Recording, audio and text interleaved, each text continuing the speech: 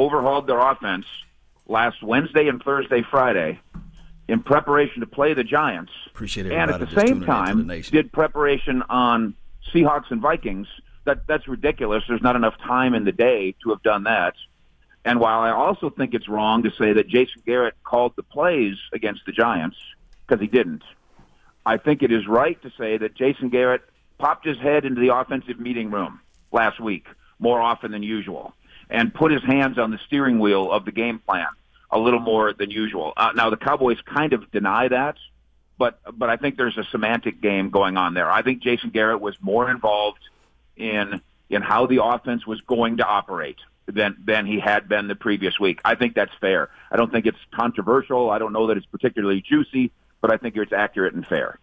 Okay, let me ask you this, Fish. Don't you think it's also possible that it's been a gradual thing? And the thing that I would suggest evidence-wise is I would suggest that, the big Thanksgiving play where Amari Cooper wanted to change the play at the line of scrimmage and Dak relented and it ended up in a touchdown.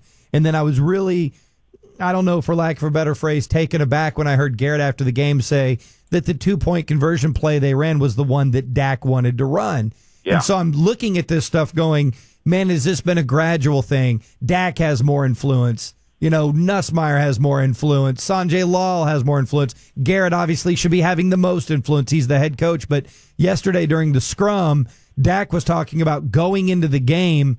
There was a difference. Here's the quote. Last week, knowing that it was pretty much plays are going to be called this way and the game's going to be called this certain way for me, knowing that I was in there and it's for me to go do that, I think that just right there, that added a bit of excitement. And he goes on about it's on him to win or lose. Don't you think that this thing that we're all sort of talking about the last 24 hours has been a gradual thing over the last 4 or 5 games with more voices being involved?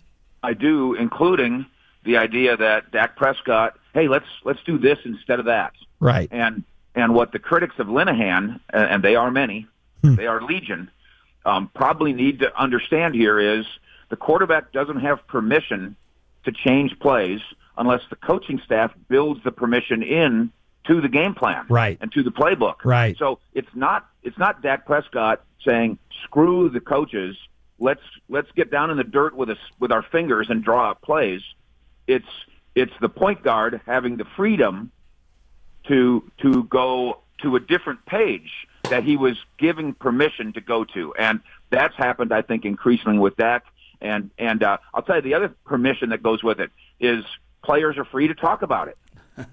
If there was some sort of a conflict, then you'd know that it was, for instance, with Dak, with Des Bryant and his comments at the end of last year. That was the result of frustration when he talked about what the coaching staff was allowing us to do. Dak Prescott's comments aren't about frustration. They're really proud that they've worked together to come up with answers.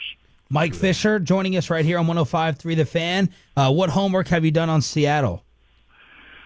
Well, there's a few things that I think are probably concerning for Cowboy fans here. One of them that jumps out at me, and maybe this is about their pedigree and their head coach and the rest, when Seattle plays in a primetime game, when Seattle plays under the lights the last 13 times, the record is 11-2. Now, that can't be a coincidence, can it?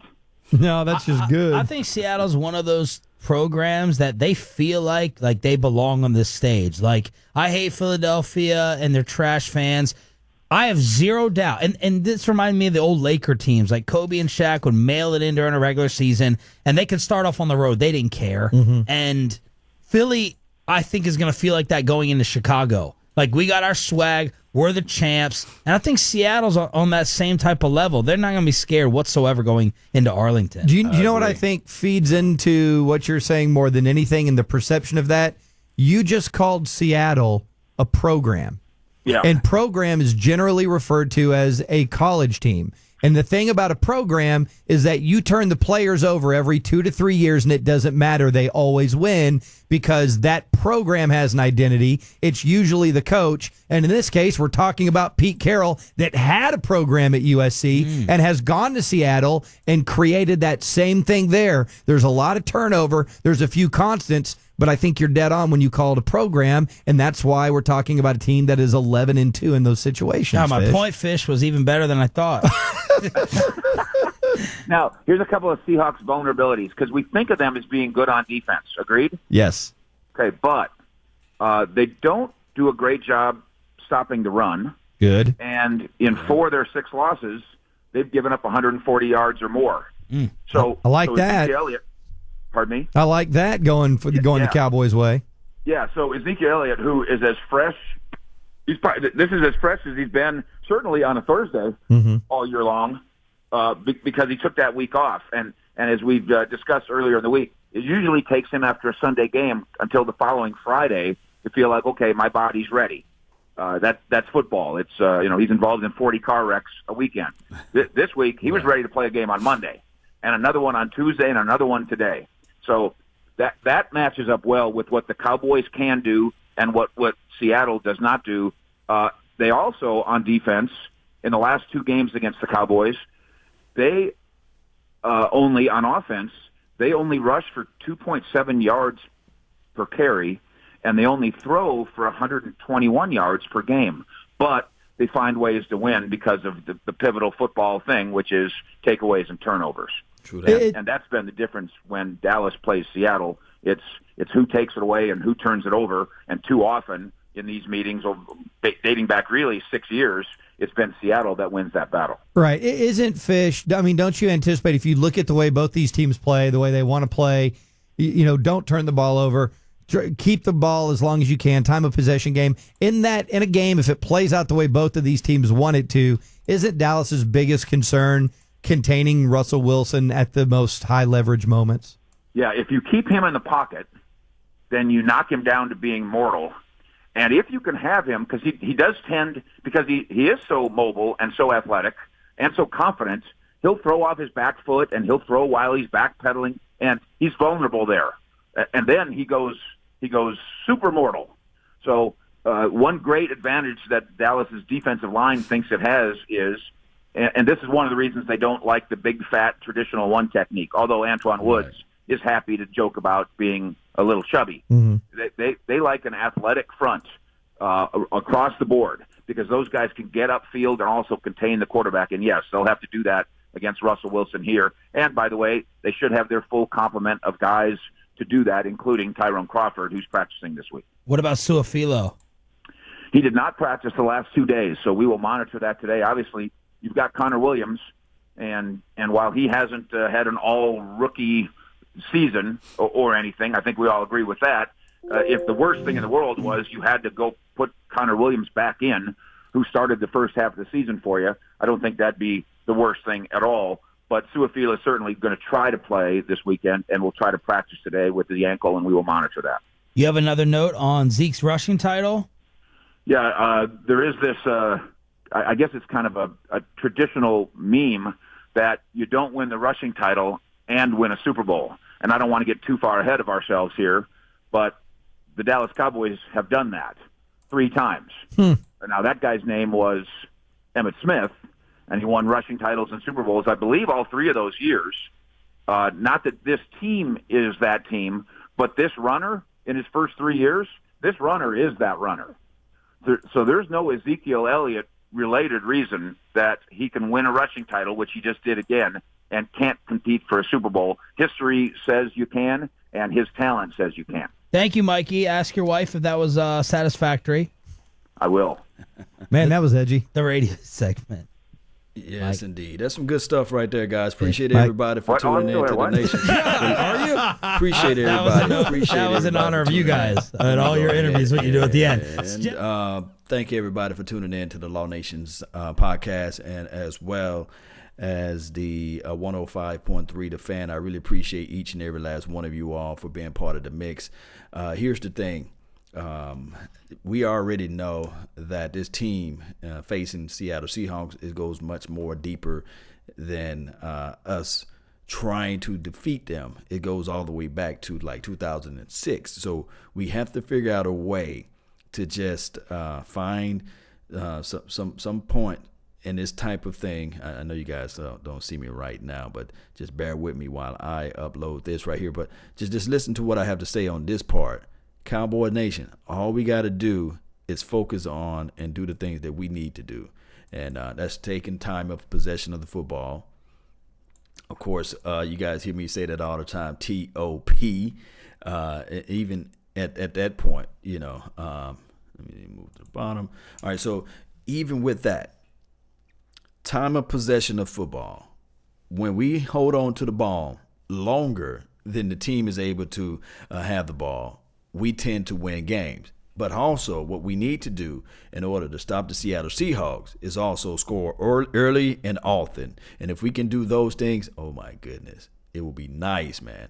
Shout out to those that's in the chat box. Peter Thomas, appreciate you. Janiqua, thank you for tuning in to the nation. And thank you for regulating. Dre, the great, appreciate you. David Irvin is dealing with baby mama drama. Look, it's over with David Irvin. And as much as we give him time and time again, and much as we say, hey, football is just a smaller part of life, and life is deeper than football and things like that, you can't get this amount of opportunities at a corporate job. You can't have that type of attitude saying, well, I'm the CEO of company and I'm having baby mama issues. No, you're a multi-millionaire at this point.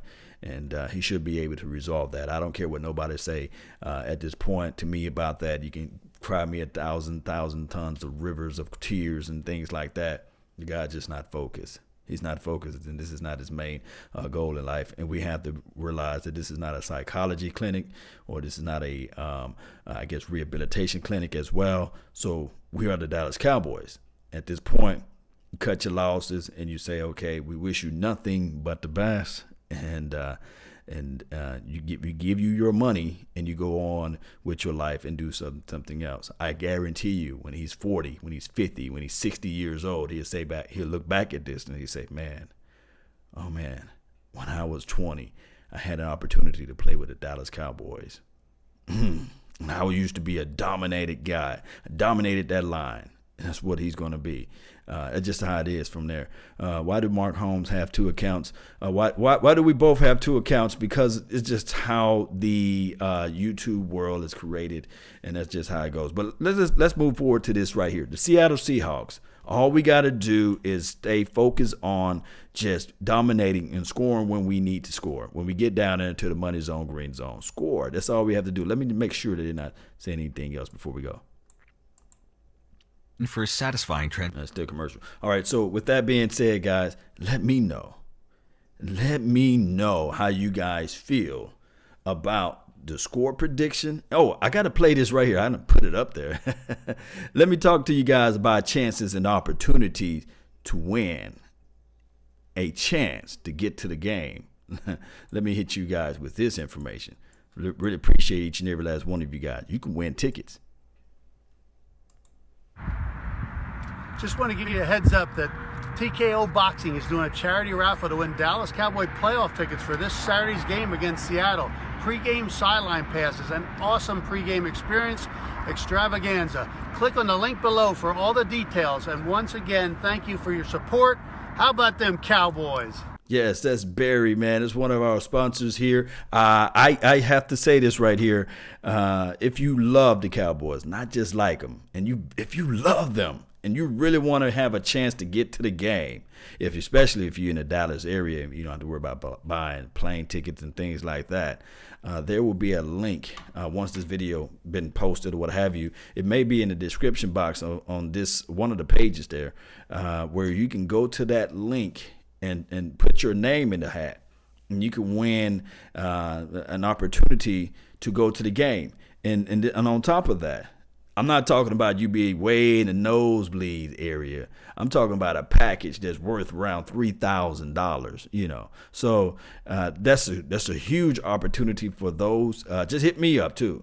Go to www.cowboysexperience.com and you can just hit those links up there, and you can get a chance to get to the game. That's what I'm talking about. Let me go over here. 1981, appreciate you for tuning in. Who else we have here? Cowboys front seven is the best in the NFL. Yes. He it's one of the top. It's not the best, but it's one of the best. But it's one of those things too, where we have to stay focused as well, of just not saying, okay, we the best.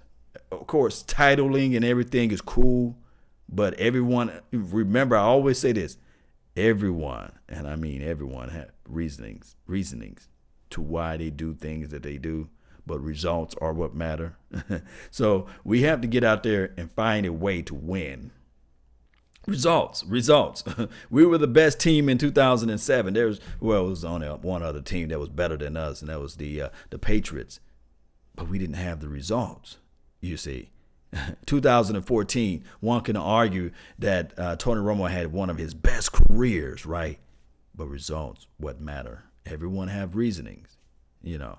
So in 2016, oh man, Rookie of the Year, Dak Prescott and Ezekiel Elliott lighting up the world. You know, the best thing, he may be better than Ezekiel. Ezekiel Elliott may be better than, I'm about to say Ezekiel Elliott may be better than Ezekiel Elliott. Ezekiel Elliott may be better than Emmitt Smith, and he may be better than Eric Dickerson, But results are what matter. You see what I'm saying? So all we got to do is stay focused and do the things that we need to do. Janiqua says, everyone, please hit that like button. I really appreciate that. We got to get to 100 likes, right? So you guys help me out to pursue that. Ben Henderson says 30-13. Cowboys, that would be nice. You remember, I'm greedy. I don't want them to get no higher than 13 points. Stopping Russell will be the key. This is from Michael. Yes. Stopping Russell will be the key. Shreveport up in here. Yes, appreciate y'all from Shreveport. All right, so with that being said, like I said, I'm not going to keep you long. He's better than Marion Barbarian. Yes, he is. It is what it is with that, too. You know, it is what it is. But he is better than those cast of characters there. He's better than Barbarian. He's better than Felix Jones of the world. So, yeah, I agree. And so many factors, right? So let's go, Cowboy Nation. Let's get this thing going one way or another. You guys know how we rock and roll out of this thing. Guys, I can't stress this enough. All we got to do is stay focused. Stay positive about the things and focus on the things we can't control. If Dak Prescott plays like he played when he played in 2016, although we lost, if he played as sharp, you know, look up his stats.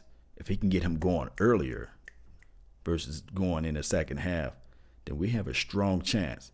And if Ezekiel Elliott do the things that he can do, man, it would be fantastic, right? And all we got to do is if we can play our defense a little bit better than what we played against all this year. Just everybody flying out to the ball, everybody executing. Byron Jones getting his head around to the ball. Cheeto Woozy all of a sudden catching an interception. My guy Jalen Smith crashing upfield, getting the sack, getting home, and number 94 just dominating on his side of the field. And we already know what number 90 is going to do. It can happen. It can flat foot happen, guys. That's all the time that I have for today. I really thank you all for tuning in to the Nation for this morning show. Hey, I will be back on a little later on today. Hey, let's stay focused. Let's stay positive mind. And remember, you're listening to nothing, and I mean nothing but the best. Salute. You're listening to nothing but the best. We're out.